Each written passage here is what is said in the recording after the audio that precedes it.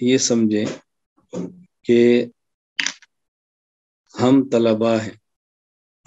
طلباء سے مراد طلباء علم کو حاصل کرنے والے ہیں.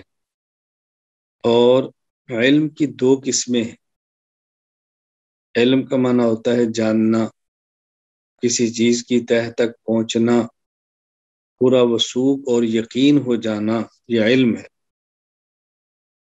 اصل تو یہ ہے کہ ہم نے وہ چیزیں پڑھنی ہیں، وہ باتیں سیکھنی ہیں، ان چیزوں کو حاصل کرنا ہے کہ جس سے اللہ تعالیٰ کی ذات، اللہ تعالیٰ کی صفات، اللہ رب العزت نے جو اپنے انبیاء اور رسل کے ذریعے ہمیں عقائد، احکامات عطا فرمائے، ان کا ہمیں پتہ چلے. یہ ہے بنیاد.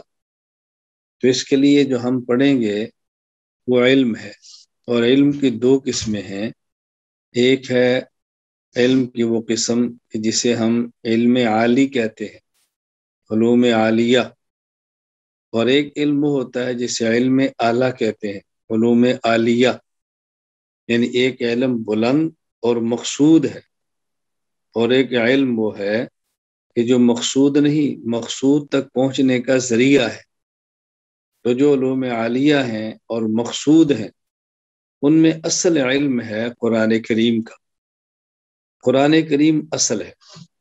قرآن کریم کے الفاظ کو سیکھنا، قرآن کریم کا معنی، مطلب اور تفسیر کو سمجھنا، یہ اصل ہے قرآن کریم.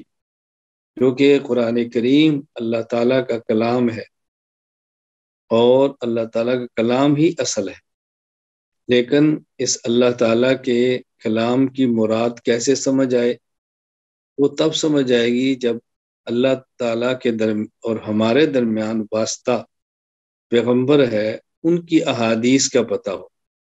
تو جب تک اللہ کی مراد کو اللہ بیان نہ فرمائیں، یا اللہ کی مراد کو اللہ کے رسول اور پیغمبر بیان نہ فرمائیں، تو ہم اللہ کی مراد کیسے سمجھیں گے؟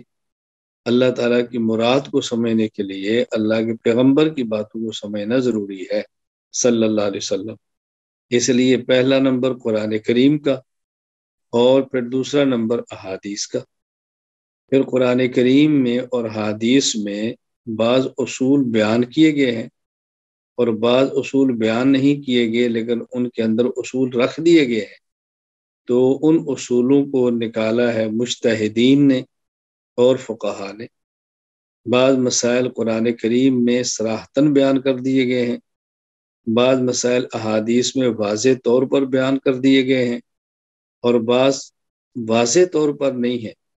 محنت کے ساتھ ان مسائل کو نکالنا پڑتا ہے، اور مجتہدین اور فقہا نکالتے ہیں. تو اس کا نام ہے فقہ. تو گویا جو ہمارے علوم عالیہ ہیں اور بنیاد ہے، ان میں سب سے پہلے قرآن کریم، دوسرے نمبر پر حدیث پاک، اور تیسرے نمبر پر فقہ. پھر ان تینوں کو حاصل کرنے کے لیے ہم پڑھیں گے صرف، ہم پڑھیں گے نحو، ہم پڑھیں گے منطق، ہم پڑھیں گے ریاضی، ہم پڑھیں گے اردو، ہم پڑھیں گے عربی ادب. یہ علوم عالیہ ہے، یعنی ان اصل علوم کو حاصل کرنے کا ذریعہ ہے. تو بنیاد ہے ہماری قرآن کریم. یہ فرق سمجھنا ضروری ہے. اگر کوئی شخص صرف میں، نحو میں، منطق میں، ریاضی میں ماہر ہو، اور قرآن کریم اور حدیث پاک اور فقہ سے غافل ہو، اس مہارت کا فائدہ کیا ہوا؟ ان میں مہارت کا مقصد تو بنیادی طور پر قرآن کریم ہے، پھر حدیث پاک ہے، اور پھر فقہ ہے. تو یہ فرق اچھی طرح سمجھ لیں. اس کا مطلب یہ ہے کہ ہم نے وہ علوم حاصل کرنے ہیں جو مقصود ہیں، اور وہ علوم حاصل کرنے ہیں جو مقصود کو حاصل کرنے کا ذریعہ ہے. تو چونکہ بنیاد قرآن کریم ہے، اس لیے اس پر ہمارے ہاں بہت زیادہ محنت ہوتی ہے کہ طلباء قرآن کریم کو اچھی طرح پڑھیں، اور پھر قرآن کریم کو سمجھیں. جن کا قرآن کریم ناظرہ کمزور ہے، وہ پہلے قرآن کریم ناظرہ ٹھیک کریں. جن کا حفظ کیا ہے کمزور ہے، اس کو مضبوط کریں. کیونکہ بعض طلباء ایسے ہیں جو ذرا بڑی عمر میں آتے ہیں، انہوں نے کسی مدرسے میں قرآن کریم کی باضابطہ تعلیم نہیں لی ہوتی، اسکول پڑھتے ہیں اور مدرسے میں آ جاتے ہیں، تو ان کو چاہیے کہ سب سے پہلے قرآن کریم کے الفاظ پر توجہ دیں، قاعدہ پڑھیں اور مخارج ٹھیک کریں، تجوید کے ساتھ قرآن کریم پڑھیں، اس پر محنت بہت زیادہ کریں۔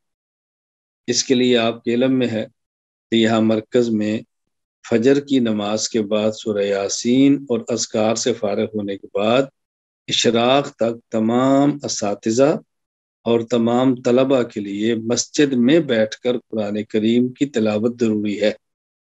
جن کا ناظرہ نہیں وہ ناظرہ پڑھیں، ناظرہ پڑھا کمزور ہے تو ٹھیک کریں، حفظ یا کچا ہے تو اس کو یاد کریں۔ اساتذہ کرام بھی اور طلبہ کرام بھی تمام، جو کہ جس طرح قرآن کریم طلبہ کی ضرورت ہے اسی طرح قرآن کریم اساتذہ کی بھی ضرورت ہے۔ تو یہ تو نہیں کہ استاد بننے کے بعد قرآن کریم کی اللہ معاف فرمائے ضرور ختم ہو جاتی ہے۔ خیر، ایک تو میں نے گزارش کی ہے کہ یہ سمجھنا ضروری ہے کہ ان دو علوم میں فرق کیا ہے، مقصود کون سے ہیں اور مقصود تک پہنچنے کا ذریعہ کون سا ہے۔